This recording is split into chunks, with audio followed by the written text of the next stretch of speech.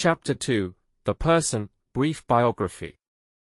Athens in the 5th and 4th centuries BCE was a city of air and dust, of marble and debate, where the ordinary citizen walked daily among heroes of the polis and the unending clamor of ideas. It is in this rough-hewn amphitheater of life that the figure known to posterity as Plato emerges not only as a writer or a teacher, but as a man shaped by a particular time, a particular family, and a lifelong engagement with questions nobody else seemed to answer once and for all. This chapter is a portrait of the person behind the literature, the life behind the dialogues, the boy who grew into a philosopher who would found a school and lay down a map of thought that would outlast empires and centuries of philosophical fashion. Origins and early ground. Plato was born in Athens, around 427 or 428 BCE, into a family of some standing in the city's social and political life. The exact details of his ancestry are mixed with legend, but the evidence that survives suggests a person of noble lineage and cultivated breeding. His father, Ariston, is typically described as a member of the old Athenian aristocracy, while his mother, Poriction, belonged to a family connected by marriage to Solon, the legendary lawgiver. If these stories are to be trusted, Plato was born into a world that attached honor to lineage and culture, even as it teetered under the weight of a democracy that had begun the century by naming citizens as the authors of their own public fate.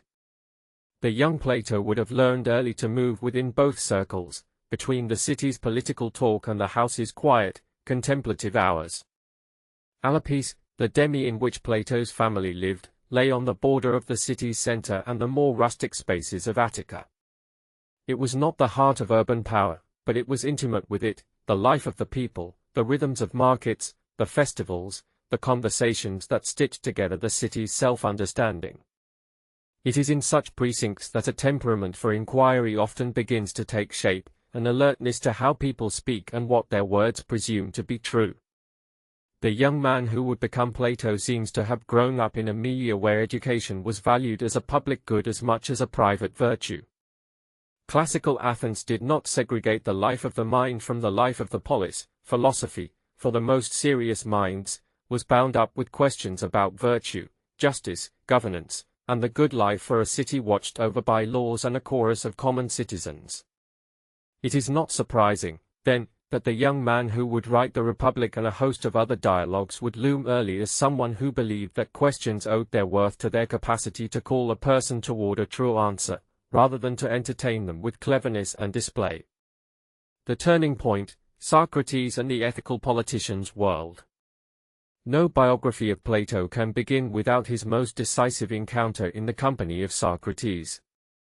The historical record does not present Plato as a mere chronicler of Socratic dialogues, rather, it suggests that he was formed in the crucible of Socrates' method and moral temperament.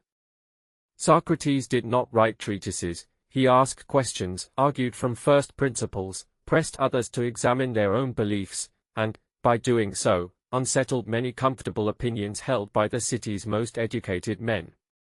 From this mentor, Plato absorbed not just a catalogue of inquiries but a discipline of mind, the habit of sustained questioning anchored by a conviction that virtue and knowledge are linked, that a life unexamined is not, in the deepest sense, worth living. The exact moment of their relationship's beginning is less important than the effect it produced. Under Socrates' influence, Plato found his own horizon widening. The Socratic method, the practice of drawing out a thought by dialogue and continual cross-examination, became the method that would eventually define his own writings, a series of conversations in which truth mattered more than the triumph of clever rhetoric, where questions outnumbered answers and the best answers led to further questions. For Plato, the ethical dimension of philosophy, what it means to live rightly, to order one's desires, to cultivate the soul, assumed a central place from this early period. Socrates' execution, a public sentence by the city that had once celebrated him, was a disaster that did not end with a tomb but began a long struggle. Plato did not simply mourn Socrates, he resolved to preserve the living inquiry Socrates had sparked, to translate it into a form that could outlast political change and personal misfortune. The years after Socrates' death, 399 BCE, were not quiet.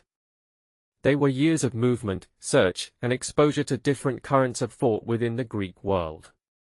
Accounts of Plato's wanderings eventually coalesce into a narrative in which he traveled widely, seeking scenes, teachers, and sources that could enrich his own understanding. Some traditions claim he studied with Pythagoreans in southern Italy and may have spent time with Egyptian sages and other learned communities. Whether or not every detail is period accurately known, the general shape is clear. Plato did not confine his curiosity to Athens. He sought the world beyond the city as a source of wisdom and a check against parochialism. This openness to other traditions, mathematical, metaphysical, ethical, was not a mere fashion.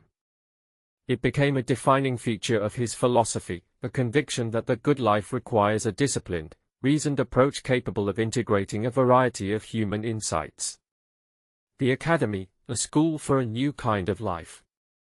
Around 387 BCE, about a decade or so after Socrates' death, Plato established his most enduring institution, the Academy. It was not a university in the modern sense, a place with certificates and bureaucratic appointment, but a garden and a hall of learning that functioned as a community in which seekers could practice and refine the art of philosophic inquiry. The Academy's grounds were named after the hero Academos, and there in a sheltered grove near the city's political heart, the school began to operate as a kind of living organism for ideas rather than a static repository of lectures. The aim was not simply to accumulate knowledge for its own sake but to cultivate the soul, to train citizens who could think clearly, argue fairly, and live in a manner that conformed to the best of human experience. The Academy was not a closed club of elders. It was an open invitation to those who shared a seriousness of purpose and a willingness to confront difficult questions. In its early decades, it was perhaps less about the crisp syllogisms of a formal system and more about a culture of dialogue, a place where mathematics, astronomy, ethics, politics, and metaphysics could converge. It attracted a varied company, mathematicians who valued proof and precision, philosophers who valued clarity and moral seriousness, and students who sought not only to understand the world but to become better persons in relation to it. The life within the Academy was not simply a sequence of lectures and recitations. It was a daily discipline, a rhythm of conversation, inquiry, and revision. Plato's method, sometimes described as dialectical reasoning, sometimes as the pursuit of universals through particulars, revolved around the idea that the human intellect progresses by testing assumptions, by moving from the obvious to the obscure, and by never resting content with simple answers when deeper questions remained. The dialogues written over many decades encode this movement. They begin with immediate appearances and practical concerns and gradually move toward more abstract terrains, the nature of reality, the structure of knowledge, the form of the good, and the possibility of a just society. The Syracuse episode, a cautionary tale. Plato's biography is not simply a record of calm intellectual ascent. It contains a dramatic and cautionary episode in which his ideals meet a political reality that is often uncooperative with abstract inquiry. Around 367 BCE, he traveled to Syracuse, invited by Dionysius II, a ruler who sought to orchestrate a more refined form of tyranny by feeding his court with philosophical counsel. The project was ambitious, to persuade a powerful ruler to adopt a philosophic regimen and, perhaps, to implement policies shaped by a rational conception of the common good. The encounter was not successful. Plato found the inner workings of Syracuse's political machine resistant to the kind of rational reform he imagined. The visit ended in frustration and danger. The sharpness of the city's political appetite for power, its readiness to bend philosophy to its ends, made a strong impression on him. The Syracuse episode is not merely a footnote, it is a live reminder of the limits that even the most elevated projects face when they collide with entrenched political realities. When the aspirations of the philosopher meet the stubbornness of power, what remains is a choice, to withdraw and retreat into the safety of abstract theorizing or to persevere with the ethical seriousness that characterized Socrates' memory. Plato chose a path that would define his remaining decades. He would maintain his fidelity to the idea that truth matters, and that a polity that honors truth must be educated toward virtue. He would also recognize that philosophy cannot be reduced to the instrumentality of political power, yet it must remain engaged with the city that sustains its very possibility.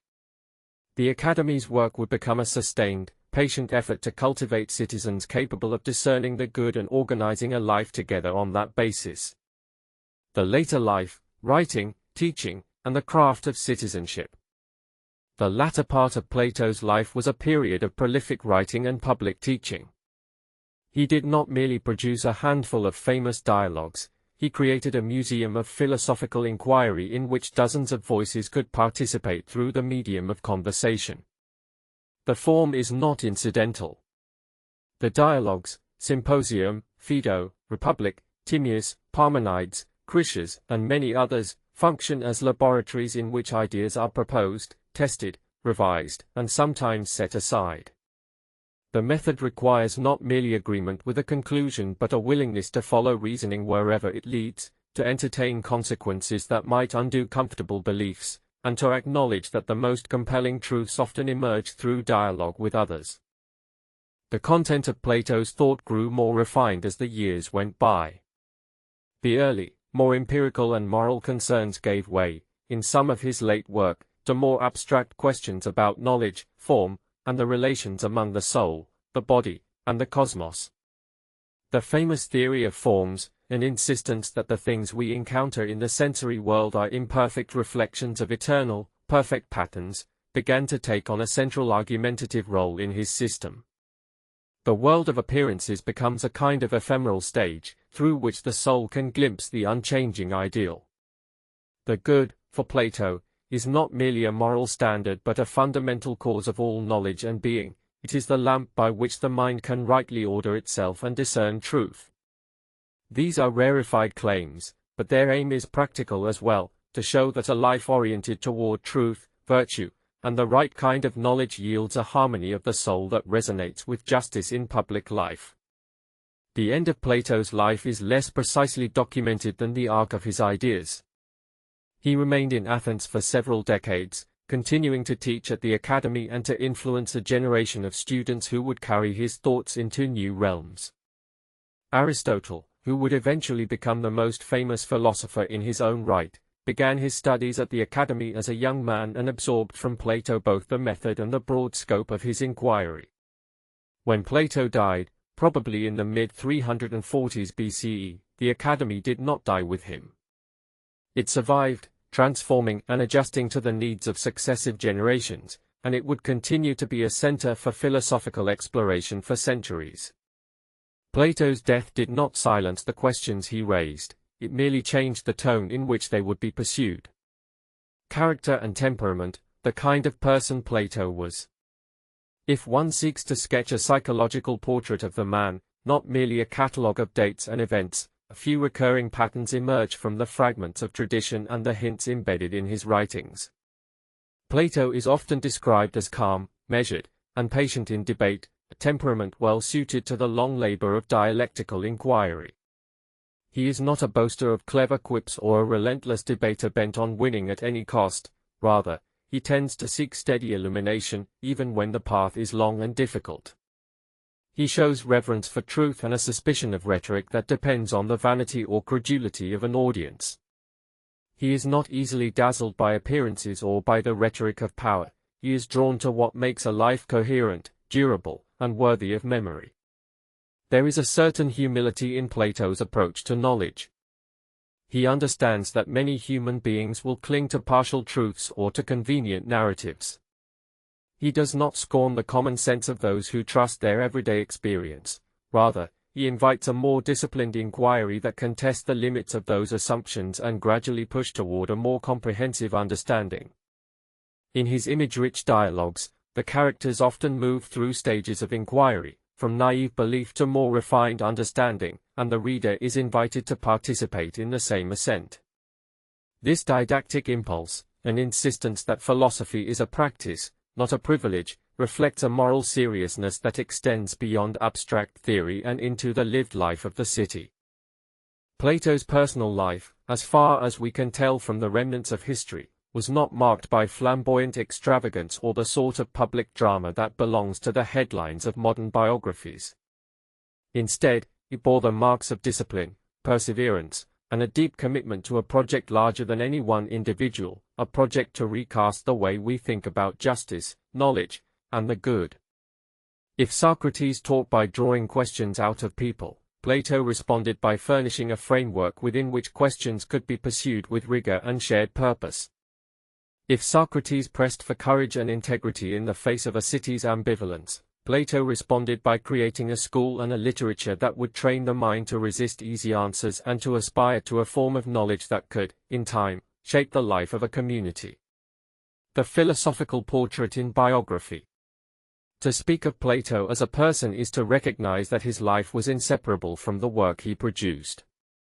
Biography, for him, was not merely a chronicle of dates but a trace of how a way of seeing the world comes into being.